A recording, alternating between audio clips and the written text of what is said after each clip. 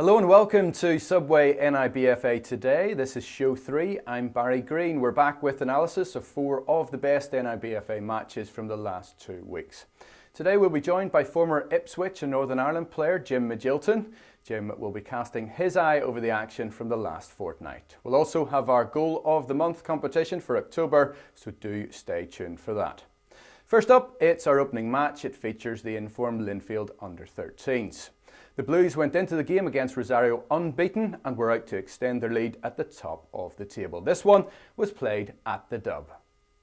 Linfield took on Rosario in the under-13 National League at a windy dub on the artificial surface, with the Blues looking to retain their unbeaten league run against their Belfast counterparts. Linfield started with intent and took the lead just 7 minutes into the match. Fraser Martin and Turlock Enright linked up well before Jack Berry set up Jake Scott, who looped the shot over Cahir Carberry in the Rosario goal. Yes! The perfect platform for Scott Boyd's side to build upon.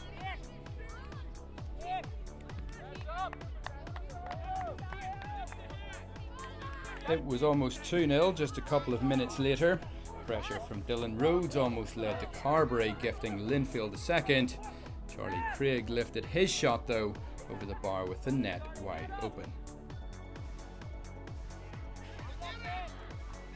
On 16 minutes, Linfield doubled their advantage, having won a free kick out on the left. Jake Scott pumped the ball into the Rosario box and captain Rory McConville headed home from close range. 2-0 to the Blues.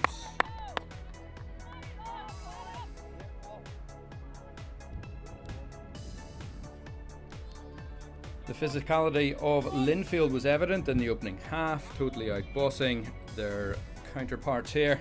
Berry was involved again as Enright's ball then picked out Charlie Craig, whose effort trickled into Carberry's arms.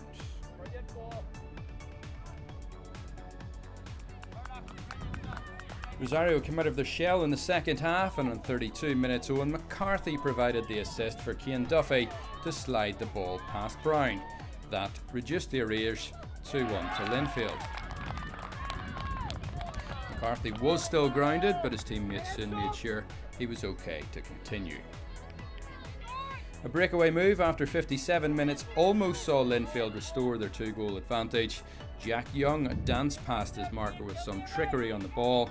His cross looked to have been converted, but was ruled out for offside. Full-time Linfield 2, Rosario 1. I'm delighted to say I've been joined by former Ipswich player and manager Jim Magilton. Jim, thanks for joining us today. Barry, always a pleasure, thank you. You're currently the Irish FA's Elite Performance Director. Jim, can you give us an insight into what your regular week looks like in that role? No, I can't really, because I don't really know myself at times. But basically, I oversee our coach education programme. But that is in the very safe hands of Nigel Best, who's the coach education manager. And also I look after developing a youth programme from probably 16 downwards. So it's been a great 4 years in terms of trying to identify the best young players in Northern Ireland. And certainly the National League has certainly helped develop that. And things like today certainly it gives me an opportunity to see the best young players play. Yeah, you've been involved in youth football for quite a while. St Oliver Plunkett, am I right? That's your side? Yeah? That's my club. That's where I was brought up. I was very fortunate to have a fantastic mentor in Jackie Maxwell, who took the club from its grassroots, if you like, to where it now stands. It won a very illustrious award. Yeah. Quite recently from UEFA, and it's a great club, and it's trying to get, again, a lot of it is around participation and encouraging young people, both boys and girls, to take up the sport. Turning to Linfield's 2-1 win over Rosario, the Blues in that game managed to edge the points. Rosario, though, well, they made them fight all the way. Yeah, I know the manager well. Noel Monaghan's he's an ex-Plunkett man as well, so. And Scott Boyd's done a wonderful job with that squad of players. So it was always going to be a very tight game under very trying conditions. It was very blustery. But certainly both teams will attempt to get the ball down and play, and certainly the goals suggested that. And it was a hard-fought win for them. Yeah, and near the end, it's worth pointing out that bit of skill out in the right-hand side from young Jack Young, which nearly led to Linfield's third goal.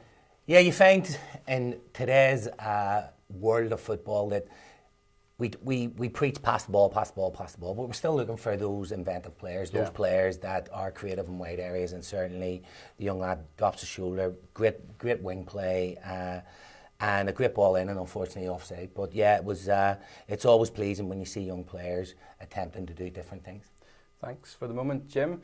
That win takes Linfield 4 points clear of second place Cliftonville in the standings.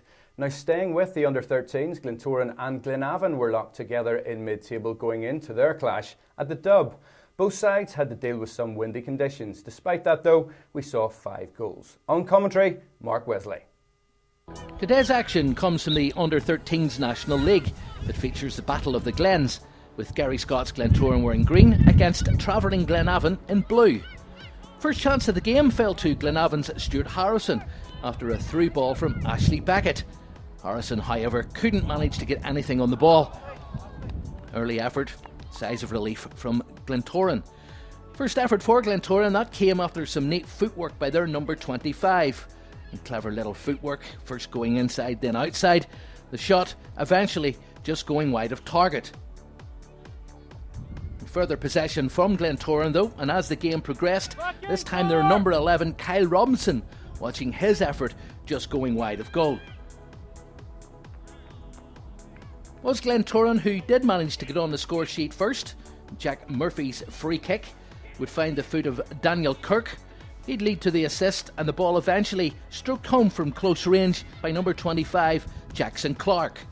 Glentoran 1, Glenavon 0.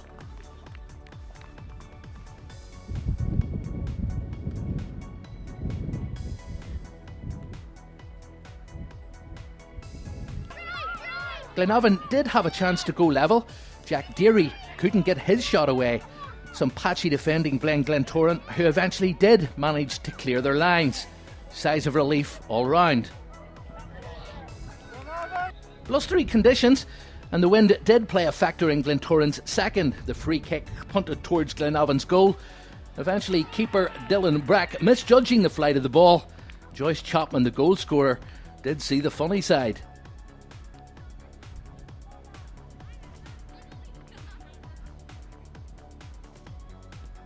Now, after the interval, it was Glentoran who were doing all the pushing. Some great skill from their number 11, Kyle Robinson, was to lead to their third goal. Robinson outfoxing Glenavon's defence before scoring the goal of the match. Young lad showing great composure, stepping inside, lifting the ball over the keeper, and what a finish.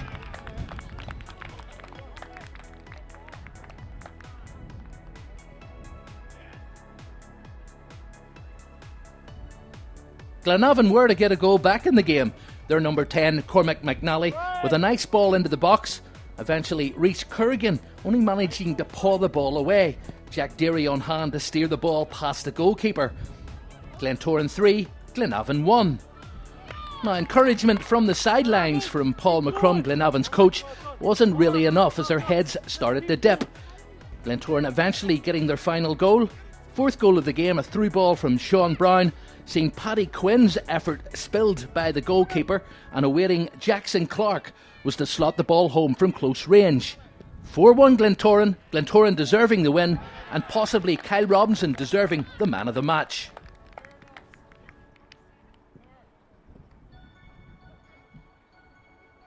So Jim, a 4-1 win then for Glentoran. The conditions definitely played a part in that game.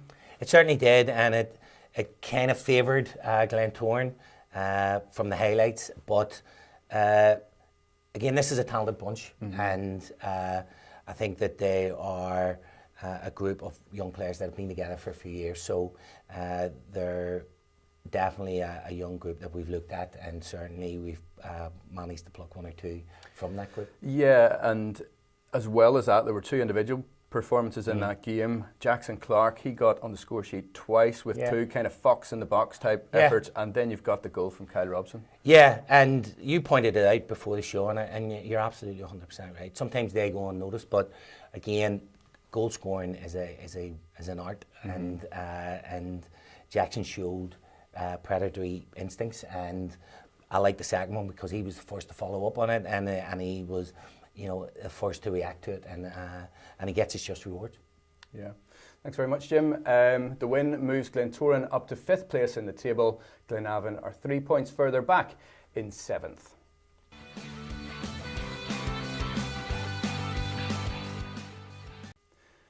Now it's time for the Subway Goal of the Month competition. For October, we have 3 quality goals to show you today. Each one could potentially win the award. Jim, you've agreed to select the winner from our shortlist, and we'll start first up with Goal A, scored by Glentoran's Eamon McLaughlin against Crusaders under-18s at Seaview.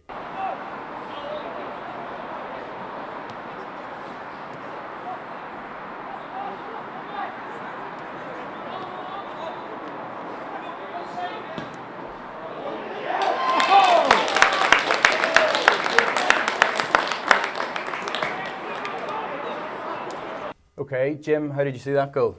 Great goal, great build-up play again. As I say, this Glentoran side are renowned for trying to play, especially through the thirds. Centre half steps out with it. It's a great ball into the centre forward, protects the ball. He's waiting for support play. He gets that from the midfield player. He steps in, great first touch, and then a fantastic finish. Yeah, some finish from Eamon McLaughlin, a worthy contender. On to Goal B. This one has been sent in to us by we Carnini Reds. The goal scorer for Carnini against Bertie Peacocks was Ben Grucock. Let's take a look at this one. Well done. Sure, Scott, sure. Give it back if you have to. Good. Go on, big man. Go on. Go on hard. Bring it down. Oh.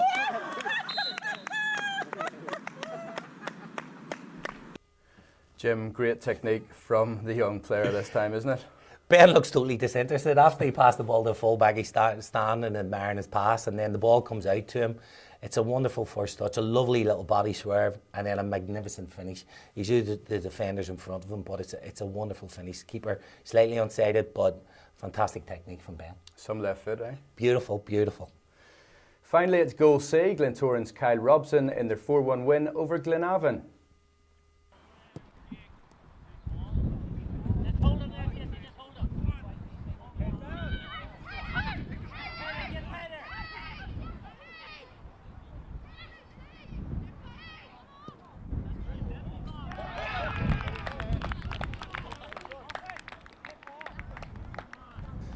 Well, Jim, that goal, quite special from a 13-year-old. Yeah, I love this goal for many different reasons, and one that stands out most is he's so positive. There was only one thought in his mind. I think the defender done well inside the box because he didn't commit himself, but he showed wonderful balance and a great touch in Little Cruyff Town, but shifts it from one foot to the other and then bends it in with his right foot. So a young player at 13 who can use both feet. It's a wonderful goal. Superb. Well, you've seen our 3 goals now. Who have you opted for? My winner for this week is young Kyle. I thought it was a wonderful piece of technique, and again, it's something that we want to encourage in our young players, someone who has the bravery and the courage to go and dribble, and we have the quality and the technique to finish off. Great, Jim. Thank you very much. There you have it. Congratulations to Glentoran's Kyle Robson, who lifts the Subway Goal of the Month award for October. We'll be visiting Kyle soon to present him with his award. On to Game 3, and it features first against second in the under-16 table, with Ards travelling to Crusaders. This turned out to be a real quality game of football. On commentary, Mark Wesley.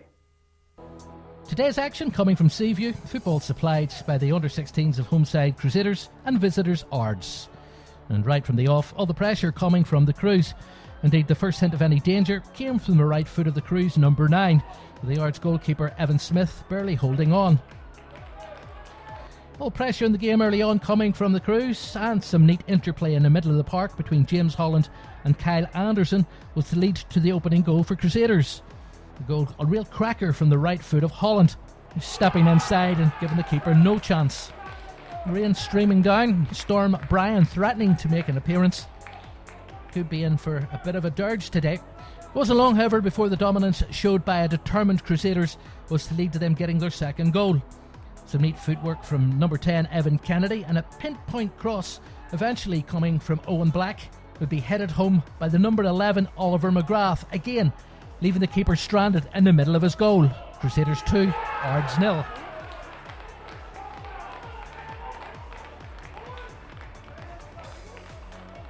And that second goal was to lead to an inspired Crusaders.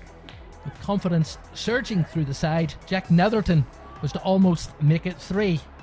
The ball being sent out to the right wing. And from the resulting cross, the defender almost getting on the end. It could have been embarrassing for Ards, but it was deep into the first period when Ards themselves had a first sight of Ben Nicholls' goal. A shot from number 12, Jordan Shearer, wasn't far away. Then at the other end, Jack Netherton watched his shot pushed over the bar. Some great goalkeeping from the Ards number 1. Eventually took a bit of loose defending from Finlay Keenan was the lead to the third Crusaders goal. Keenan himself getting on the score sheet, this time for all the wrong reasons. It was indeed his own goal that gave his goalkeeper no chance. Crusaders 3, Ards 0.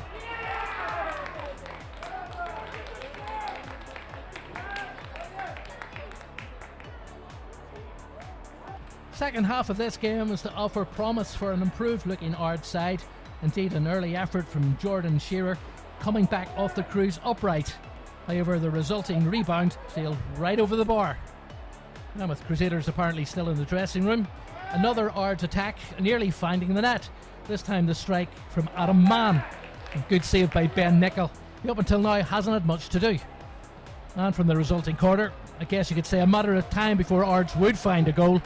Number 8, Blake Bickerstaff causing mischief in the box. The Ards celebrations though somewhat muted. The longer this game went on though, the more chance Cruises were going to get, and eventually their dominance started to show. Some confusion between goalkeeper and defender, plus what proved to be a bit of a bad clearance from the goalkeeper, and a wonder strike from number 5 Kyle Anderson was the seedless game for the Crews. A shot from 30 yards made it 4. The game eventually finishing Crusaders 4, Ards 1.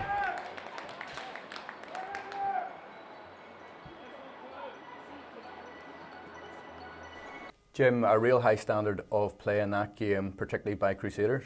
Excellent. All the goals were fabulous goals, well-worked goals, apart from the own goal. But the build-up play was excellent. They look a very talented bunch. And again, they have to be applauded because it wasn't the most pleasant of evenings, and they certainly tried to play and get the ball down and play. Talking about that, James Holland's opener, it was easy on the eye, wasn't it? It certainly was. A little pass and move. He's followed his pass. He's got in the box. But what I liked about the goal was he shifted his feet very quickly, and he didn't give the keeper time to set. And it's a lovely finish. Cracking finish. Yeah, great play. Thanks, Jim. Well, Crusaders go ahead of Ards to the top of the table. For Ards, it was their first defeat of the season. Now, our final game was an under-18 match. It pitted Linfield against Ards. This one was played on the artificial surface, with Ards out to get the 3 points that would lift them to the top. Johnny Martin is on commentary. Ards under-18s met Linfield under-18s at Seaview on a wet, stormy night in Belfast. Ards in the blue and red and Linfield in the white. The North Down side started the game strongly, but this cross from the right wing didn't cause Scott Pengelly in the Linfield goal any problems. Ards then won a series of corners, and the scoring was open when captain Greg Parker headed home in the 22nd minute. Linfield's Ross Weatherup and Callum McVeigh combined well in midfield, and McVeigh's long-range effort almost led to an equaliser for the Blues.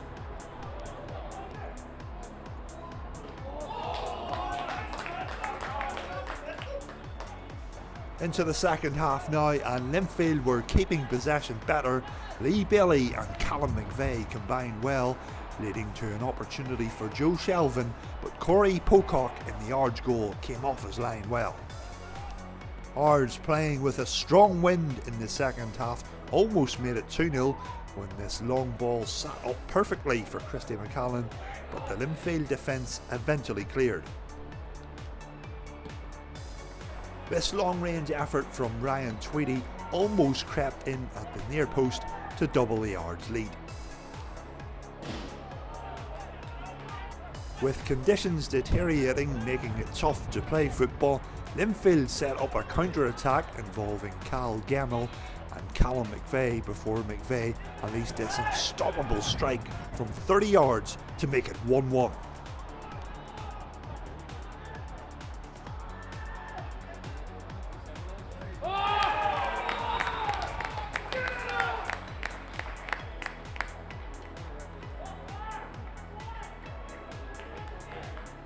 Only 5 minutes later, and Ards took the lead again thanks to this sensational free kick from Connor Maxwell. And at full time, that's how it finished. Ards 2, Linfield 1.